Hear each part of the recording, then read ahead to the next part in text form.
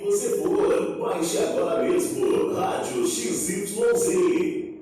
Rádio XYZ é show.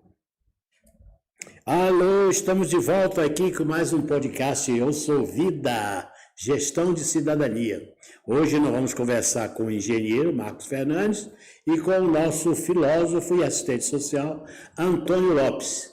E o tema será para que você pense, hospitais em tempo de pandemia e o nosso momento de assistência hospitalar na nossa capital, o que é que está acontecendo e por que as pessoas estão reclamando o tempo todo dessa assistência médico-hospitalar e multidisciplinar. E hoje o convidado maior aqui é o nosso engenheiro que entende disso de mamando a caducando. Marcos Fernandes, manda brasa, conta aí para nós a sua especialidade e a experiência. Boa tarde a todos. Primeiramente, agradeço a todos os telespectadores da Rádio XYZ. Obrigado ao Dr. Nelson Gillet, ao filósofo Antônio. E vamos lá. Hospitais hoje a gente não se faz mais hospital se não tiver toda uma infraestrutura tecnológica por trás, né? Hoje hospitais não é apenas paredes, tem um lado da humanização e tem um lado da tecnologia. Então, hoje um hospital, para você gerir um hospital, você necessita hoje de uma grande infraestrutura, né? Tanto na parte de gases medicinais, na parte de fornecimento de energia, no breaks, grupos geradores e por aí vai. E além disso, ele se extrapola, além das suas paredes, que é a parte da humanização. A parte humanitária, onde tem ali assistência médica, assistência psicológica, assistência da parte de enfermeiros, né? Então é uma engrenagem que eu falo multidisciplinar. Hoje o hospital, na verdade, é um organismo vivo, né? Então em cima disso daí a gente vai bater um papo aqui com o Dr. Nelson, com o Antônio e tentar atender a expectativa de todos os colegas. E logicamente queremos a sua participação. Você pode dar a sua opinião sobre a nossa rede atual de atendimento e as lembranças que nós tivemos durante a última pandemia. Lembrando que a pandemia não vem só uma vez, né? Dor de barriga não dá só uma vez. E todas as vezes nós somos pegos de calça curta ou o governo, o Estado, não tem uma política específica para que nós possamos criar uma rede de prevenção e no momento em que a crise ocorra, nós podemos dar solução real para o problema. Antônio, manda brasa, diz aí o que é que você pensa, meu irmão. Bom, antes agradecer aí aos ouvintes e ao convite para a mesa, através do Dr. Nelson Henry, que vive aí os bastidores dessa instituição chamada hospital, e do Marcos, que traz para a gente, já trouxe um exemplo fabuloso, que o hospital é uma estrutura. É uma estrutura que tem uma parte mecânica e uma parte humana. Essa parte humana a ser assistida por humanos e que, com o passar do tempo, em pleno século XXI, dependem da estrutura física, dependem da tecnologia e mais, dependem de muita formação para estar tratando dessa vida humana que até certo tempo atrás era tratada pelo pajé da tribo. O que será que aconteceu?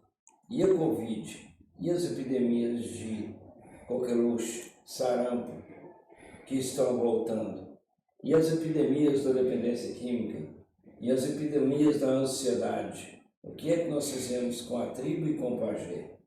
Colocamos todo mundo no asfalto.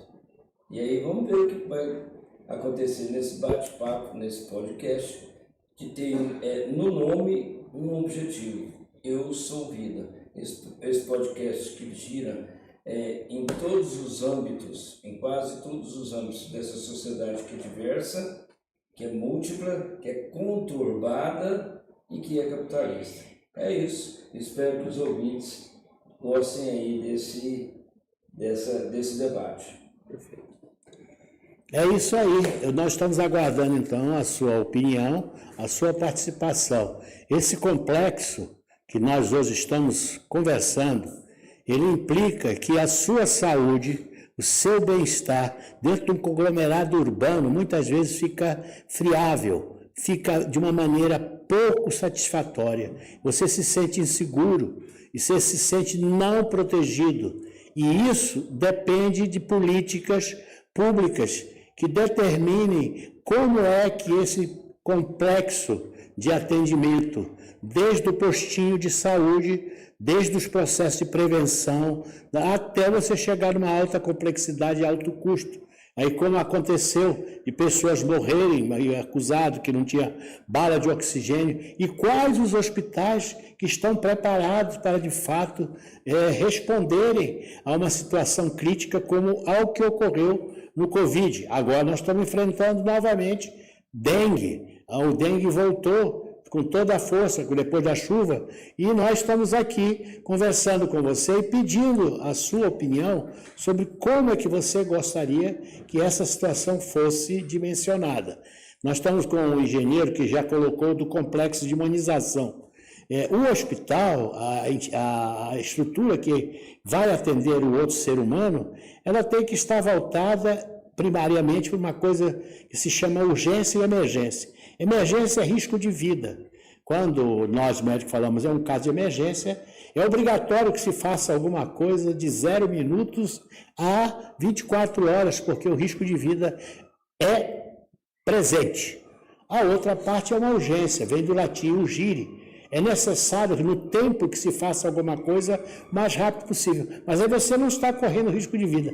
Mas se você atrasar, como por exemplo um diagnóstico de câncer, ou você deixar de operar uma apendicite, vai complicar, ou você deixa de tomar um antibiótico da pneumonia, mas lá na frente a coisa então é urgente que se tome providências. E essa situação, quem pode fazer as emergências, quem pode fazer as urgências. E é óbvio que você indo ali no postinho e na UPA, ele está ali para te atender numa situação que a gente chama eletiva, ou de um acontecimento que não requer, como já disse aqui o Marcos, aparelhagem, tecnologia, equipe treinada. Hoje você não joga na primeira divisão se você não tiver técnico, preparador físico, médico, dentista e outras coisas. Então é necessário que a unidade que vai te atender, ela tenha uma capacidade de resolução. E se ela não tiver, para onde é que deve ser mandado? A gente teve os hospitais de campanha e muito dinheiro colocado para atender as pessoas, e a mortandade ocorreu do mesmo jeito. E aí vocês podem dar, por exemplo, nós temos em Goiânia, temos o Hugo e o Gol, e nós tínhamos planejado lá atrás, no governo Santillo ainda, que eu me lembro, saindo que nós teríamos mais 2 outras unidades. Você tem hoje o Gol, que está funcionando, que é o Otávio Lage, e o Hugo, que foi a primeira, e faltou os 2 outros para cobrir os outros 2 eixos da cidade, que até hoje não tem a porta aberta para um atendimento de emergência. Isso quer dizer trauma, acidentes, queimaduras, e vai por aí afora. E, obviamente, como acontece o indivíduo ter infarto, acidente vascular cerebral, e está em risco de vida, e você, quanto mais rápido possível, puder atendê-lo e dar uma resolução, tem maior chance de que ele possa se salvar. Perfeito. E nada diferente também na questão da infraestrutura, né? Em questões hospitalares, você tem que estar totalmente preparado para receber esse tipo de paciente, sendo ele infartado, sendo ele acidentado, com trauma, com traumatismo craniano. Então, essa estrutura por trás da área da engenharia, a área de engenharia hospitalar hoje dentro das nossas unidades hospitalares, ela precisa ser muito assertiva. Por quê? Porque uma falta de uma energia hoje coloca em risco não apenas a vida do paciente que está chegando à unidade, que precisa receber o atendimento humanizado, técnico da parte hospitalar, mas também a vida daqueles pacientes que se encontram internados. Então é de fundamental importância ter esse conhecimento, ter uma equipe muito bem treinada, muito bem disciplinada para qualquer tipo de emergência ou contingência. E hoje os hospitais nossos, a gente observa que são poucos os hospitais que têm esse lado, né? Esse lado de preocupação com a assistência, de preocupação com a tecnologia, com o avanço. Hospitais, eu sempre falo, é uma casa de milagres, né? Então, assim, a gente observa que ali dentro a gente vê milagres constantemente acontecendo, mas são milagres que a gente fala, que eu posso dizer, calculados, né? Então, por trás de uma infraestrutura, antes mesmo do médico fazer uma incisão, antes mesmo de fazer uma cirurgia neuro, uma cirurgia de peito aberto, existe toda uma estrutura que dá esse suporte a ele. Não é mais como era feito antigamente. A cirurgia era feita de qualquer forma e tem hoje as regulamentações, que é a RDC 50, que faz a regulamentação junto à Anvisa, né, que é a Agência Nacional de Vigilância Sanitária, que tem a sua diretoria, né, regulatória e que faz todo esse atendimento, que fala sobre normas, sobre tamanho de espaço, sobre quais tipos de equipamentos serão utilizados, quais tipos de serviços devem ser feitos, né? Tanto na parte hospitalar quanto na parte clínicas odontológicas, tudo isso passa por uma regulamentação. Então, se você tiver algum tipo de pergunta, mande para a gente aqui, a gente vai estar... E eu poderia aproveitar aí a deixa do Marcos, olha só, o grupo gerador, a Equatorial e a outra anterior, a CELG, né, que passou para a Enel, rapaz, o setor aeroporto virou vagalume, acende e apaga, acende e apaga. Por planejamento prévio, o nosso hospital, ele tem um grupo gerador que 30 segundos depois, além de ter todas as baterias que seguram toda a parte operacional do hospital, entra o grupo gerador. Aí vocês imaginam agora o que está acontecendo, fazendo uma crítica direta à Equatorial, virou vagalume, acende, apaga, e você, se não tiver toda essa infraestrutura, não são todos os hospitais, eu posso dizer para vocês, vamos colocar o público, para não fazer só propaganda lá cá os hospitais privados, que são 17 de alta complexidade, o GOL e o UCO, e também o CRE, todos eles têm grupos geradores. Caiu a energia, moço, o hospital continua funcionando em toda a sua parte.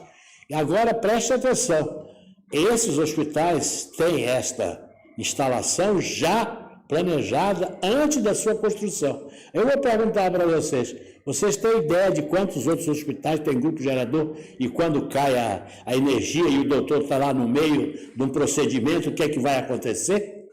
Dá uma olhada nisso aí, seu assistente social, Antônio Lopes. Essas baterias, esses geradores de emergência, já tem no nome a função, é para uma emergência e não para uma emergência corriqueira. Lembrando que a gente está discutindo saúde, e a saúde está na nossa Constituição Federal, no artigo 5, como um direito, a saúde, o lazer, o emprego, né, uma casa, o atendimento médico, a educação, enfim, todas aquelas instâncias de um sistema que é capitalista, mas que remetem ao homem, à humanidade que está sendo atendida naquilo que o Marcos trouxe, que o Dr. Nelson trouxe, que é na instituição, a instituição hospital.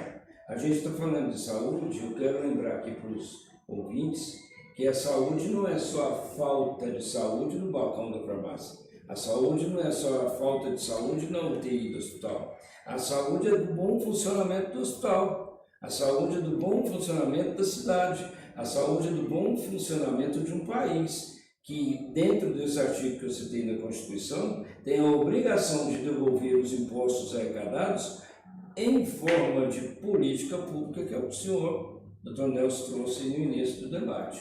Essa questão de tem energia, não tem energia, tem energia, não tem energia, ela infere sobremaneira nas instituições.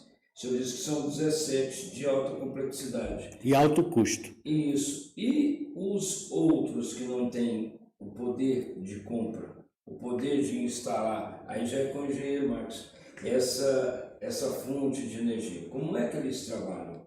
Então a gente vive num país que há 523 anos, em abril agora faz 524 anos, ele vive de entregar, primeiro, o bemérito e a caridade. Segundo, o favor que o coronel e o dono da terra permitem e entregam. E terceiro, aquilo que a gente chama já dentro de uma política pública aí do século XX, dos mínimos sociais. Por que não entregar uma sociedade equânime, uma sociedade justa, uma sociedade que tem o poder de compra, e cada classe social tem o seu, mas aonde a saúde seja realmente uma saúde disponibilizada para todas as camadas sociais. E não é utopia, porque o SUS O Sistema Único de Saúde brasileiro é copiado pelo resto do mundo. Então a gente tem que, enquanto filósofo, pensar e repensar no que é que nós fizemos no sentido dessa... Com os engenheiros, lá na época, o Marcos vai lembrar, quando foi feito o planejamento estratégico desses UGOLs, do Hugo Hospital de Emergência e Urgência, né? Olha só, tá bem, você vai para um hospital que não tem esse recurso, mas nós fizemos um planejamento que você consegue chegar no hospital, se for de carro, 10 a 15 minutos na ambulância. Vamos dizer que você tem o que a gente chama o resgate. Se for de helicóptero, que você tem os heliportos, e você até 150 quilômetros, mas vamos dizer 50, 650, que você numa cidade em volta de Goiânia sofre um acidente e você possa ser transportado dentro do intervalo de tempo que vai te dar a possibilidade da equipe de resgate total, multidisciplinar, possa realmente salvar sua vida. Então, tudo bem, a gente fez a crítica, mas quero dizer a vocês que na parte de você levar, hoje você tem um sistema de computação, você tem um sistema de vigilância, onde o indivíduo que está dentro da ambulância de resgate, por exemplo, pelo bombeiro, ou pelo SAMU, ou por quem de uma maneira ou de outra está levando, ele pega a informação e sabe para onde é que ele tem que levar o paciente em caso de emergência. Eu já disse, emergência é risco de vida. Tudo bem, o risco de vida às vezes é determinado porque ele não sabe determinar e às vezes tem aquela frequência que não é emergência. Por outro lado, se você chega numa unidade qualquer que seja ela, pública ou privada, lá a própria recepção já tem um encaminhamento para onde é que você tem que ir fazendo a triagem. É isso que eu queria dizer para vocês, que Goiânia e a área metropolitana de Goiânia tem esse recurso. Atenção, né? Mas você tem que ter alcance, que você tenha que ser resgatado no tempo real. Porque depois que passou o tempo, agora mesmo nós vimos começar no carro, uma senhora de 43 anos teve um problema num lugar e foi transferido para o outro hospital. Daquele hospital ela já foi transferida para o outro hospital. E nesse outro hospital que tinha resolução, o pessoal estava pensando que era um problema relacionado à isquemia cerebral e aí, infelizmente, ela estava com uma bruta hemorragia cerebral. E dentro de 12 horas ela estava sendo operada e a chance de que ela possa ter um resultado melhor é bastante, vamos dizer assim, provável. Não quer dizer que o resultado, que medicina e procedimentos, eles não te dão, não é equação matemática, tem risco. Mas eu quero dizer a você que você precisa tomar conhecimento no seu bairro. Qual é a estrutura que você tem para onde correr. E não ficar feito galinha perdida no galinheiro quando a raposa aparece. Então, nós estamos discutindo aqui e nós queremos colocar em você, como nós já aqui, a consciência de que você é partícipe. É você que faz a cobrança do que nós precisamos ter. No bairro, o que é que o bairro tem? O bairro tem, por exemplo, um posto de saúde, e vamos dizer da prevenção. Aonde é que está a segurança alimentar? Quem é que está ensinando você a comer correto? Quem é que está mostrando para você quais são as vitaminas que te protegem? Que tipo de alimentação da cesta básica garante para você que você vai ter anticorpo para poder reagir às agressões que por acaso ou por acidente te atinjam? Então é isso, a nossa cidade, ela tem esses recursos. E nós temos um outro probleminha aqui que no próximo programa nós estaremos trazendo, que é a questão do resgate. O bombeiro, né, e o SAMU. Por exemplo, recentemente o filho de um grande amigo meu, ele foi atropelado e morto pela ambulância do bombeiro. Que vocês viram, ele foi trabalhar de bicicleta e é uma situação muito própria de uma cidade como essa, grande, que tem muita coisa. E a mãe disse, não vai de bicicleta, pega o Uber, e para lá, não sei o quê. E olha só, o acaso fez com que a ambulância de resgate que estava correndo para salvar outro, atropelou e, infelizmente, ele faleceu. Tem também esses vamos dizer assim, serendípites, essas coisas que a gente... Coincidências, certo? Então é isso, por favor, diga para nós como é que você quer colaborar para que a gente possa pressionar a Câmara, pressionar a Assembleia, pressionar o governo central, porque existe planejamento, mas não estão sendo executados. Na verdade, o senhor falou uma palavra muito certa, planejamento, né? Aquilo que a gente coloca na nossa boca para a gente poder planejar a nossa longevidade de vida, de saúde e tudo mais. Porém, também a gente tem aquele outro fato de planejamento estratégico entre uma rede de comunicação entre município, estados e rede federal, né?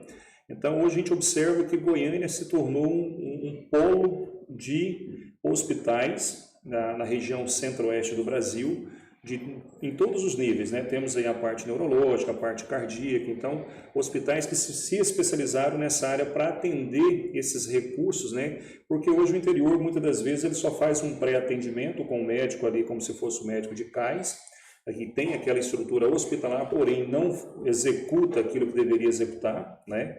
Ou seja, a falta de planejamento estratégico com gestão financeira, com gestão comportamental e a questão municipal.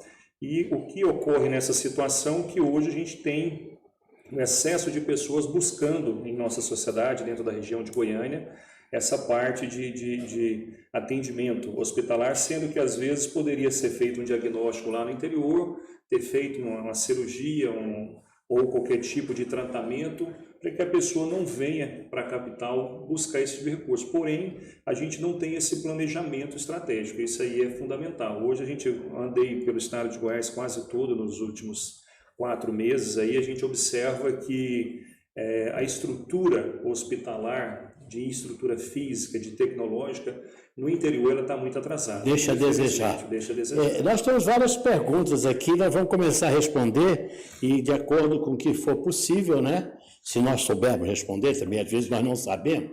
Tem a Lorena Cristina Lázaro, que foi o maior desafio para os hospitais quando a pandemia chegou ao Brasil. O que é que você acha, Marcos, o que é que você acha, Antônio? E depois eu também vou dar meu pitaco. A questão é fundamental, planejamento. Se a gente não tiver planejamento estratégico, a gente vai fadar ao fracasso novamente, como foi aí mais de 700 mil vidas perdidas, né, com essa pandemia, né? Então, assim, houve aquela reclusão social, que as pessoas deixaram de ir à escola, deixaram de ir ao shopping, fecharam seus comércios, entendeu? Então, em cima dessa situação, a gente hoje tem que aprender com o passado, para não errar no futuro. E ter aí um planejamento estratégico junto à Secretaria do Estado da Saúde, junto às Secretarias Municipais de Saúde de cada município, porque se caso venha aí uma nova pandemia, como está ocorrendo aí na China, que é a pandemia da respiratória infantil, né? E a gente, lá atrás, quando eu estava no hospital, a gente falava, gente, isso aqui não vai chegar aqui no Brasil nunca, essa pandemia, isso aqui... A China está do outro lado do mundo e esse negócio não é para a gente, não. E quando a gente foi ver, menos de 60 dias depois, eu já estava ali fazendo centro cirúrgico se tornar UTI, internações se tornar UTI. Então, improvisando. E na verdade, a gente tinha toda a técnica, toda a tecnologia e não houve aquela questão de improviso, porque tinha toda a infraestrutura assertiva para fazer. Então, como existe um centro cirúrgico que estava desativado naquele momento, a gente fez na velocidade maior e fez o operacional de um CTI, de UTI, né? Então a gente fez tudo isso acontecer e aí logo em seguida foi a abertura de novos hospitais, abertura de novas unidades intensivas para atendimento a esse paciente. Então, nós temos que aprender com o passado, a gente não pode ficar à mercê de esperar algo novo chegar à nossa região, ao nosso país e deixar acontecer, porque bilhões foram gastados, foram jogados dinheiro fora, né? Então, assim, a gente via as reportagens depois, principalmente na região do Ceará ali, que até empresas de adegas de vinho estavam vendendo respiradores, né? Então, assim, não eram empresas especializadas, muitas vezes a gente conversava com alguns fornecedores, a gente falava assim, não é por aí, né? Então, a gente tem que ter esse bom senso e saber planejar. Hoje, para a gente ter ideia, o Hospital de Washington, ele tem um planejamento estratégico que deve ter ali cerca de, no mínimo, 50, 100 respiradores e stand-bys para qualquer tipo de emergência, para qualquer tipo de acontecimento, exemplo que foi ali acontecer os atentados da Torre Gêmeas e tudo mais. Então, a gente precisa se planejar e se organizar para poder fazer as coisas acontecer de forma clara, correta e assertiva. Eu sempre dizia para as equipes que trabalhavam comigo que pense, analise e execute, porque se você não pensar, você não consegue analisar, e se você não consegue analisar, você não consegue executar de forma assertiva. É um complexo que vai ser difícil de você entender, porque as pessoas pensam que isso pode ser feito no minuto. O tempo é crucial. E veja só, você perguntou aí, na pandemia, a coisa que mais deu problema para nós médicos era o diagnóstico e depois o aprendizado, porque esse vírus não trazia aquilo que estava nos livros. E o comportamento dele foi completamente, vamos dizer assim, fora da caixinha. E hoje nós sabemos, e muitas coisas foram feitas, tentando salvar as vidas que foram ineficazes. Hoje sim, a gente tem uma resposta, não é só a resposta da vacina, que também se provou eficaz, mas aqueles que se salvaram dentro do processo de atendimento, no primeiro momento, os que morreram foi porque a medicina atuou com a logística e com os algoritmos que nós pensávamos seriam eficazes. Nós não temos nenhum momento aqui, nós temos que falar aquilo que a gente chama a verdade, porque ciência você tem que comprovar. Na realidade, o nosso tratamento foi ineficaz. Muitas das pessoas morreram porque o tratamento não foi o tratamento que nós achávamos adequado. Depois a gente aprendeu. Aí sim, a gente saiu da situação de perder doente e começar a salvar doente. Mas, como bem disse o Marcos, se você não tivesse a infraestrutura do CTI funcionando, também não dava conta de salvar as pessoas. É preciso também a gente pensar, enquanto pensador, no que é que nós fizemos de um sistema, de um bioma, que dotado de terra, fogo, ar e água, é pleno e produz, e entrega para o mundo, sem roupa e na beira do rio, uma vida plena. O Covid é mais um resultado da devastação capitalista que a gente faz com o ecossistema. O Covid é o resultado da superaglomeração do homem nas cidades. O Covid é o resultado do ego humano que, senhor de tudo, diz que mandou o homem na lua e não esperava que o Covid, um inimigo abstrato... Hoje nós temos 8 bilhões de terráqueos. Isso. Lembrar que se você lembrar da população em 1500, quantos eram, né? Agora veja só, são 8 bilhões. Então a consequência de 8 bilhões de humanos consumindo e etc., né? Aglomerados e etc. Em guerra, veja, faz parte da nossa história e da nossa espécie. Aqui eu digo para vocês que nós estamos escutando, essa é a realidade. Nós temos que nos proteger no planeta porque os 8 bilhões estão aí. Por exemplo, aqui agora o Rio Kelme e o Ângelo aqui de Goiânia mandaram um alô dizendo muito que tenha sucesso. Estão dizendo aqui, parabenizando a discussão aqui da cidade de Goiânia. Por outro lado, nós estamos conversando sobre esse legado da pandemia. A pandemia deixou, sim, um legado muito importante.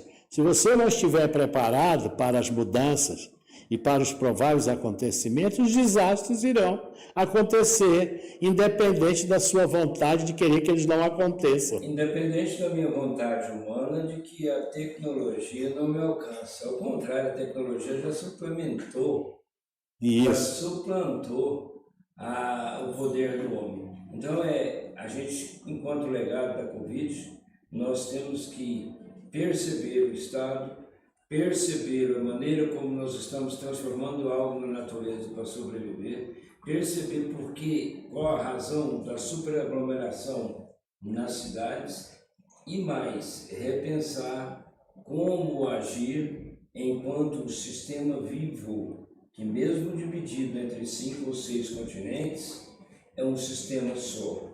E não tem preto, amarelo, nativo, europeu, africano, brasileiro. Tem uma Nem rico, nem pobre. Corporal, o humano. O vírus pega todo mundo. E vem pelo princípio vital. Porque dizem Deus criou um homem de barro. Ele estava tão inerte e Deus resolveu dar para ele um presente. O sopro da vida. O Covid pega a gente pelo princípio principal da vida, que é a respiração. Sim.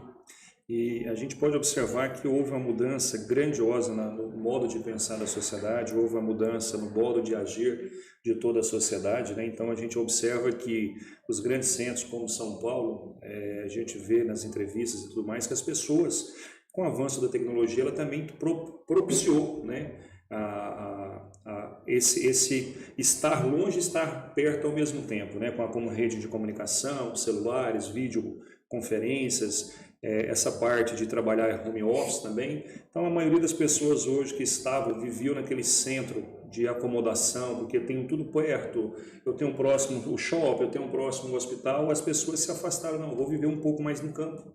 Hoje eu preciso respirar, então a Covid ela nos faz pensar em muitas outras coisas, ela não faz pensar apenas em questão tecnológica, de infraestrutura hospitalar, ela nos faz pensar na questão humanização mesmo, né?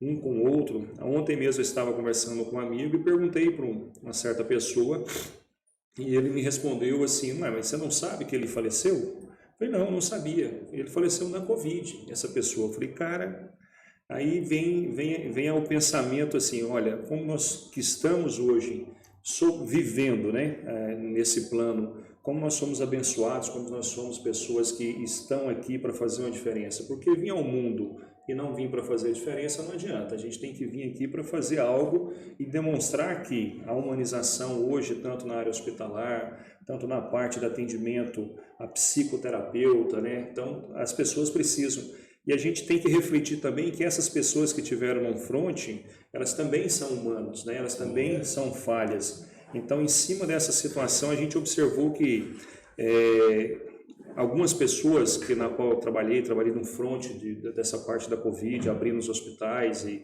ajudando nessa parte de implantação, que algumas pessoas começaram a ter um lado meio depressivo, né? Então a gente tem que pensar nessa situação também. A Covid ela nos traz diversas coisas que não é só a coisa negativa, ela nos traz a parte positiva também. A gente tem que pensar que a gente precisa ser mais humano hoje, ser mais assertivo no que a gente está fazendo e não deixar para amanhã o que a gente pode fazer hoje. E lembrar de você que só no século XX aqui, logo a gripe espanhola, que ficou com esse nome, por outras razões, ela matou 50 milhões de pessoas. No início, aí até só na minha família, matou os homens todos, ficaram só as mulheres. Então já vem, outra situação, a epidemia de vírus, ela já vem na humanidade há muito tempo. Você tem a varíola, que foi a maior matadora de toda a história da humanidade. Veja, no Brasil nós acabamos com a poliomielite, acabamos com o sarampo. Veja, nós estamos hoje, o vírus, ele está aí, ele é uma situação em que ele ocorre periodicamente, com ou sem aglomeração, com ou sem a vontade humana, ou com ou sem o resultado das irresponsabilidades nossas. Mas o que eu quero dizer para vocês, você lembra da gripe de Hong Kong? Gripe suína? Você lembra a doença da vaca louca? Então nós estamos como espécie, também aqui no planeta, precisando pensar que essa coisa não é um acaso. Nós estamos num bioma onde as coisas vivas estão o tempo todo. Você lembrar da doença da vaca louca? Deus até esqueceu a questão da vaca louca. E hoje você tem um grande número de pessoas ainda naquela brincadeira de querer ser anti-vacina. Tudo bem, isso vai ser uma outra discussão. Mas veja, as vacinas que são comprovadas, que te protegem, e que o Brasil tem um dos melhores e maiores programas de vacinação e prevenção de doenças transmissíveis do mundo. O pessoal vem aprender aqui conosco. Precisamos também ter a nossa autoestima melhorada. Vamos parar com o nosso complexo de vira-lata. Brasileiro é criativo, é capaz e nós estamos com um dos melhores sistemas de prevenção do mundo. Agora, a pandemia nos pegou de calça curta, mas não pegou só o Brasil, não. Pegou o mundo inteiro, o mundo inteiro. E você que está nos ouvindo, que está perguntando aí, veja, são tão grandes as consequências, só vou dizer um negócio que me deixa muito triste. O número de suicídios aumentou de uma maneira exagerada. Ainda não tem os finais das estatísticas, mas deixa eu só dizer para você, se suicidava um, está em torno de 9 a 10 vezes mais. E jovens se suicidando. E muitas outras pessoas, essa pandemia levou a um processo de síndrome de tristeza depressiva, e você ser obrigado a conviver com você mesmo. E o seu confinamento levou a muitos distúrbios, muito uso e abuso de álcool, e vai por aí afora. É óbvio que a gente tem que se preparar de novo para que isso não aconteça. Mas é muito difícil não acontecer, porque, veja, o vírus não obedece ao ser humano, ele obedece a outras leis maiores e eles estão aí de novo fazendo folia. E até hoje nós não temos a vacina da dengue. E eu vou dizer para você, eu sou profundamente traumatizado como médico, porque eu tenho hoje um neto, né, que a gente brinca, é filho de vó. A minha nora morreu de dengue hemorrágico aos 24 anos de idade, saudável, atleta, coisa impensável, mas morreu. Então eu tenho trauma dentro de mim, dentro da minha família, e a minha família é cheia de médicos. Veja só, nós médicos também baixamos a bola, nós não damos conta de resolver aquilo que não é possível resolver. O senhor é médico, mas antes de tudo é aquilo que a gente falou, somos humanos. Essa humanidade é aquilo que o Ayrton Krenak critica. Ele diz que o homem moderno, o homem vestido, o homem das cidades, impôs a si mesmo a tarefa de produzir tudo a todo tempo e a todo lugar. O homem esqueceu que ele tem que viver bem, viver pleno em qualquer lugar. O Covid trouxe para a gente a necessidade, a exigência de conviver com pessoas que a gente não conhece, que é a família. Até o Covid, a gente conseguia conviver com pessoas que a gente não conhece. E são aquelas, os telespectadores, que a gente jura ser fiel até que a morte separe. O Covid colocou o marido e a mulher frente a frente. O Covid colocou as relações familiares frente a frente. E quando a gente fala de Covid, aí a gente vai sair do humano para a instituição. E nas penitenciárias? Como é que será que foi? O que aconteceu na época do Covid? E nas pessoas que trabalham na ponta, como o Marco falou, e ele é um desses trabalhadores, que trabalham enterrando centenas de corpos a cada dia. Como é que ficou o corpo dessa pessoa? Como é que está a imunidade dessa pessoa? E mais que é o que o senhor trouxe. Que trauma essa pessoa traz no dia de ontem, que alcançou o dia de hoje, que ela vai levar para a vida? Então o Covid ele é um start, uma fagulha pelo lado da dor, e a humanidade aprende muito pelo lado da dor, que despertou e desperta para a humanidade, em grande parte ainda adormecida, porque o shopping center continua aberto, sobre a função do ser humano nesse planeta lindo, azul, movido a terra, fogo, ar e ar. E nós, completamente enganados, nós fizemos desse planeta um planeta movido à guerra, a automóvel, a óleo queimado, a pneu, a ego e a necessidade, que é uma necessidade capitalista, de comprar aquilo que eu não preciso. Aí a gente vai aqui de uma discussão científica, da engenharia, da medicina, para a loucura da filosofia, né? Do ato de pensar isso aí. Mas é esse o mote, viu, telespectador? E eu queria aproveitar e perguntar, doutor, para a gente, antes de chegar no estado de calamidade de saúde, calamidade física, mental, espiritual, o senhor tem um projeto, que é o eusouvida.org. A pessoa precisa chegar na emergência ou dá tempo de, antes disso, alcançar o que o Instituto Eu Sou Vida disponibiliza para a gente? Sim, é exato. Você tem que ser o senhor da sua saúde. A sua saúde inclui o seu corpo, tá certo? Inclui a sua mente, inclui a sociedade e, separado da mente, você colocar aquilo que você crê, a sua espiritualidade. Você tem que aprender a comer, Você tem que aprender que o melhor de tudo que você tem, aprender também a ter lazer, a se divertir, a dançar, pintar, pular, abraçar mais, pescar e vai por aí. Agora, o fundamental, que eu direi no nosso programa, é você aprender a alimentar-se. E hoje nós temos condições técnicas de fornecer as vitaminas e os elementos que nos fazem ser um jovem, não, que eu também tenho minha prevenção, tomo vitaminas desde 1966, quando o Linus Pauling ganhou o prêmio Nobel.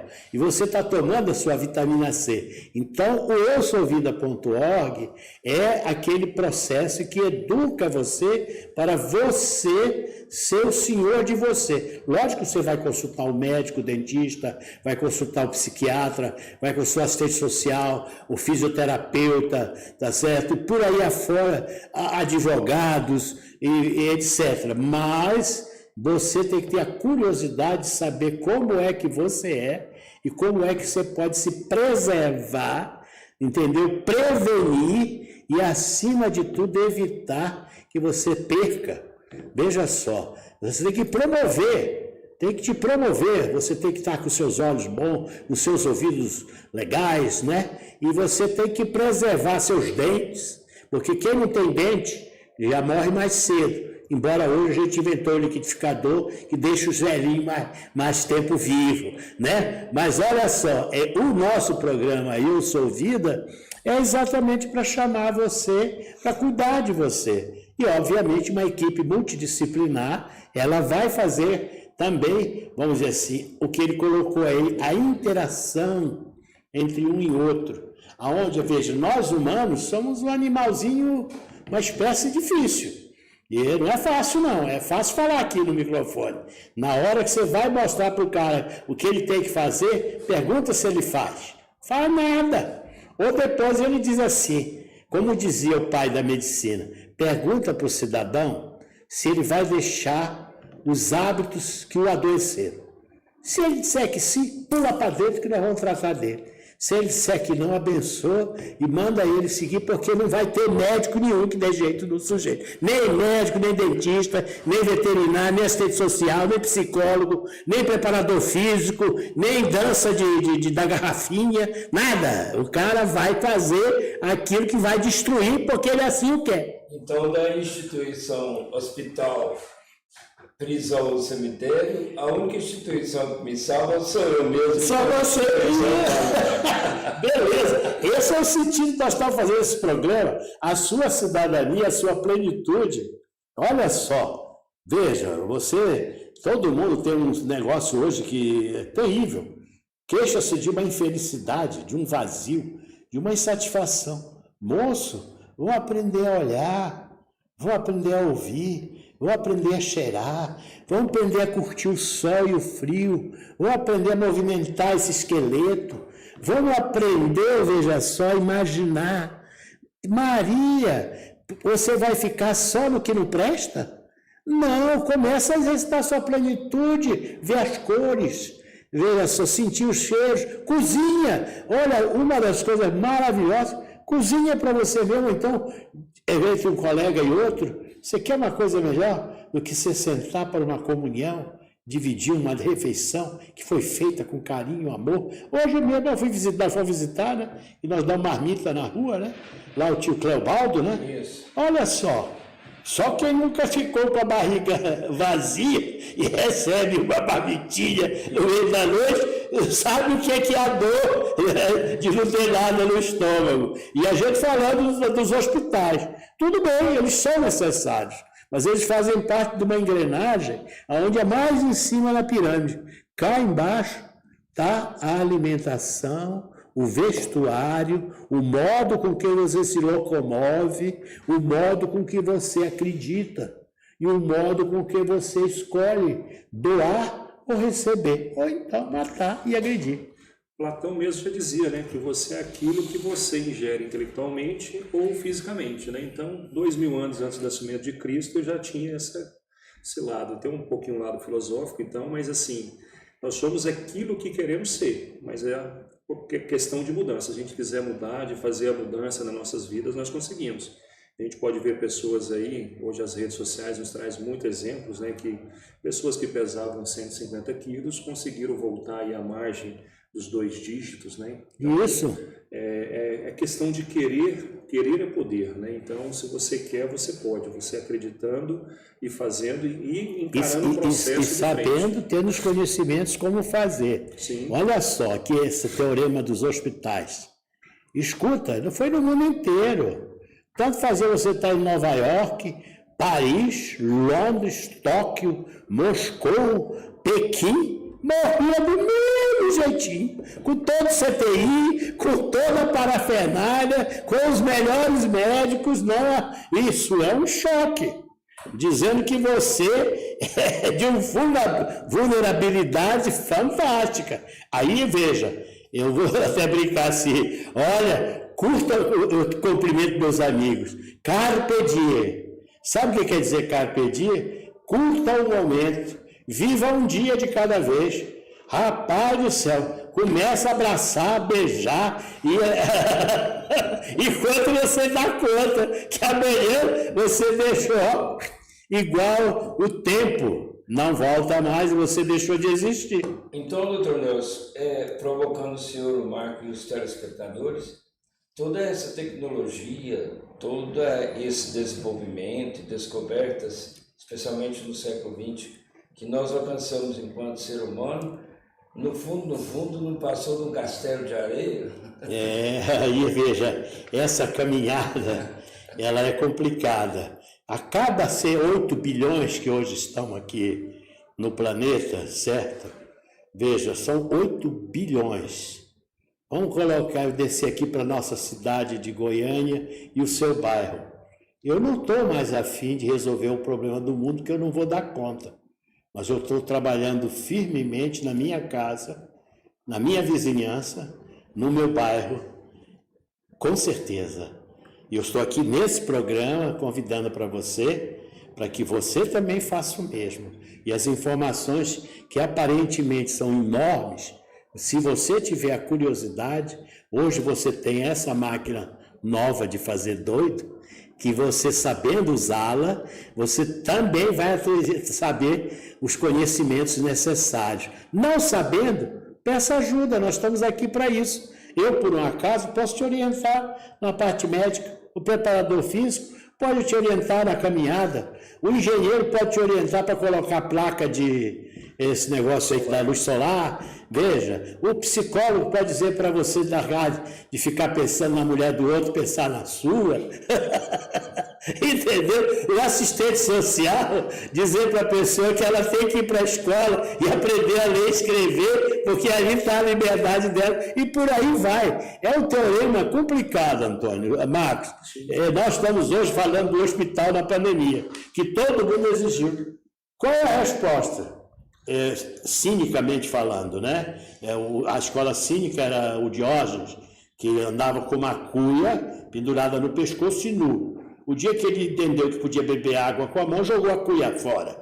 Esse é o cinismo, para vocês entenderem que às vezes a pessoa vai entender mal. Sim. Olha só, né? Nós estamos num momento da nossa humanidade, rapaz, com tudo que nós tínhamos metidos a resolver, tomamos um nocaute do vírus, mostrando que a nossa vulnerabilidade é bem maior. Então vamos nos amar mais, vamos exercitar a paciência, vamos exercitar, conhecer o diferente, aceitar o outro, para que a gente possa andar. Não tem problema, o outro lado está existindo, continua se matando, tem guerra para todo lado. Quando eu nasci, bicho, em 1945 jogaram uma bomba atômica e o mundo tinha perdido 68 milhões de pessoas assassinadas numa guerra maluca de Segunda Guerra Mundial, que a gente até hoje fica explicando Joaquim com Antônio, Antônio com Joaquim, mas não vai entender. O ser humano é essa situação. É um teorema muito difícil de resolver. Por outro lado, eu estou propondo a você, vamos ter uma vida melhor, usufruir desse planeta. O paraíso é aqui, gente. Então, o segredo é descobrir que eu não sou correria, eu sou vida. Isso, você é vida, e tendo vida, você pode exercitar a sua existência. E não tem medicamento melhor do que o abraço, né? Hoje as pessoas esqueceram isso.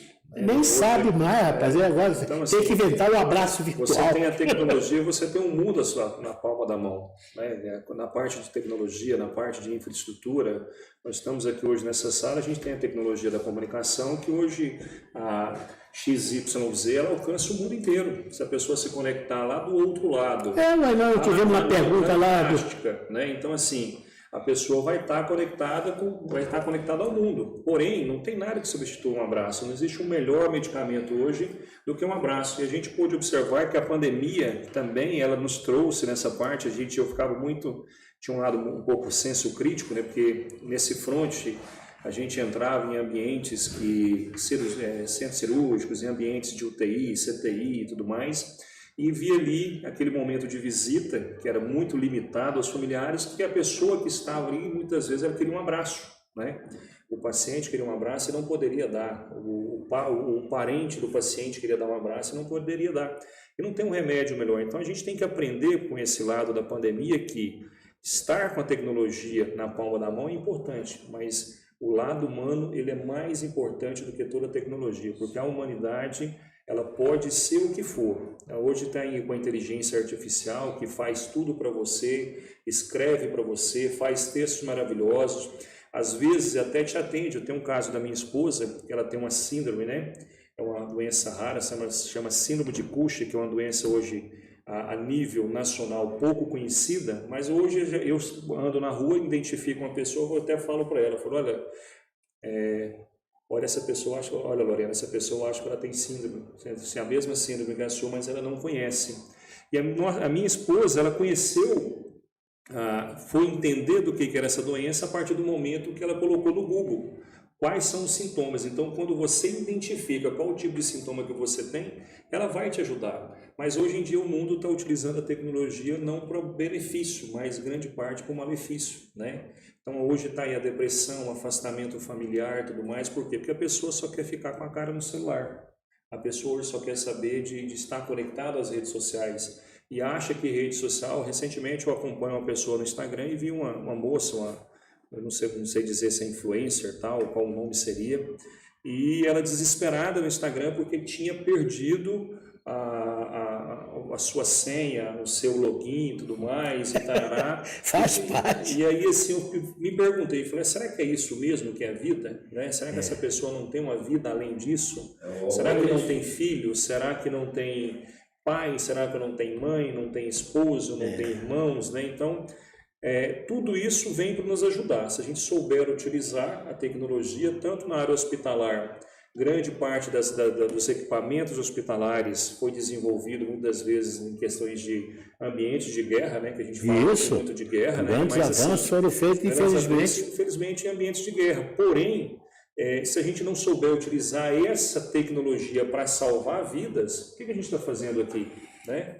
E qual que é o nível de profissionalismo que eu vou ter para poder... Então, hoje, até me preocupa, doutor Nelson, porque nesse sentido, do lado da medicina, né, a gente hoje tem as inteligência artificial, mas não vai substituir. Eu acredito que não substitui a humanidade. Né? Hoje vem muitas coisas falando que faz isso, faz aquilo. Não, se a pessoa souber utilizar por parte do bem para melhorar a sua eficiência, a sua eficácia no trabalho, excelente.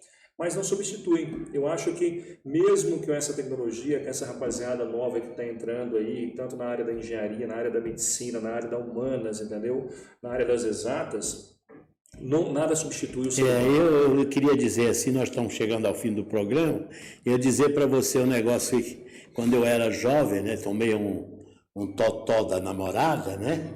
E aí o que faz? Hoje a notícia correu. Vieram logo me dizer, mas eu estava farto de saber. Se um dia eu tiver que chorar, ninguém chora por mim.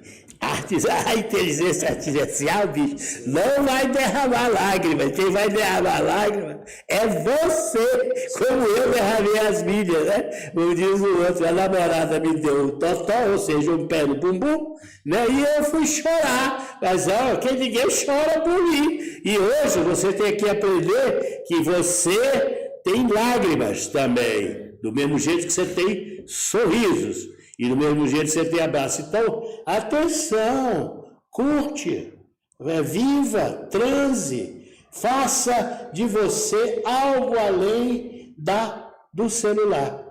Porque o celular, ele não vai te afagar. E esse afago que eu estou colocando aqui, segurando na mão dele, esse toque também, a inteligência artificial não vai te dar. O emoji não substitui o aperto de mãos. Então... Antes que a gente caia nessas três instituições aí, do hospital, da prisão, do cemitério, volta a afirmar. Talvez fique até para uma reflexão para os ouvintes. Descubra a instituição mais importante para você. Isso, e nós aqui, o que aconteceu? O hospital, né, na pandemia, era nosso objetivo. Nós acreditávamos que queríamos dar oportunidade, hospital de campanha, etc., tirando a parte humana, que é humano, né? A gente tem mal feitos e bem feitos, mas deixa eu dizer para você, temos que reaprender a gostar um do outro e presencialmente olhar nos olhos e dizer, eu gosto de você. Ou então você diz, eu não gosto de você, você vai para lá, eu vou para cá. Por favor, mas não sai dando porrada nem matando, porque precisamos nos educar para uma convivência mais centrada na sua plenitude de ser humano. Lógico que como humano a gente tem medo, tem raiva e tem um negócio complicado, né? Que a gente quer resolver a coisa matando o outro. Nós temos isso. Não esqueça que o seu cérebro lá atrás, o humano é um predador. Ele tem 2 olhos para frente e a mãozinha que faz esse movimento, que é de matador. Então, com isso, eu vou me despedindo do programa, pedir para o Antônio dar um alô final. Você entendeu que o hospital é um detalhe dentro da nossa engrenagem. O Marcos, graças a Deus, ele existe, porque senão nós médicos não estávamos trabalhando e damos conta, porque é multidisciplinar. Hoje não tem ninguém importante, todo mundo é importante. Se o banheiro não estiver limpo, o médico não trabalha, eu preciso do cara que limpa. E vamos em frente, dando um abraço a todos vocês. Diz lá, Antônio. Eu quero agradecer a oportunidade e lembrar que a instituição hospital era a arma da humanidade contra o Covid, porque até então não havia vacina. E que hoje é só refletir, a gente não precisa mais lutar no desespero, é só ir até o posto, né? Ir até o hospital e tomar a vacina. E lembrar mais uma vez para cada telespectador que a vida é plena, que a vida é disponibilizada por um sistema que está sendo devastado sobremaneira. Então cabe a nós pensar para além do umbigo, pensar na geração que vem vindo. Se eu não fui claro, pense em que mundo você vai deixar para os seus netos. É isso, um grande abraço a todos. Fala aí, Marcos. Desejar a todos os ouvintes da XYZ, né, um feliz 2024 de muita saúde, muita sabedoria, e dizer para os ouvintes que se você não quer estar no hospital, tente se alimentar de coisas boas, né, alimentos saudáveis, alimentos espirituais, alimentos do que você está fazendo, e dizer para você que o hospital ele também é uma casa de milagres. Se você precisa dele, você pode procurar. Ele está lá para poder te servir, ele está lá para poder te ajudar. É um atendimento hoje muito diferenciado, muito humanizado do que era há 5 décadas atrás. E dizer que vocês precisarem, a gente está à disposição. E torço para que o mundo, né, tenha uma reflexão diferenciada, para que nós, e se vier outras pandemias, a gente esteja preparado, esteja planejado, porque a gente tem que planejar. Sem planejamento, nada é feito. Beleza, então nós vamos nos despedindo, dando aquele até logo, e na próxima quarta-feira nós voltamos para dar uma cutucada na sua consciência, tá certo? O convite é, eu sou vida, e você exercitar a sua vida. O .org, e aí você se organiza de um jeito ou do outro, porque a vida vai correr e não volta atrás. Aquele abraço a todos e até quarta-feira, e muito obrigado pela audiência. E as perguntas que nós respondemos, você pode enviá-las. Daqui a pouco a gente vai arranjar um modo de responder lá pelo site que você vê, tá certo? Então, até logo, muito obrigado e até a próxima semana. Um abraço.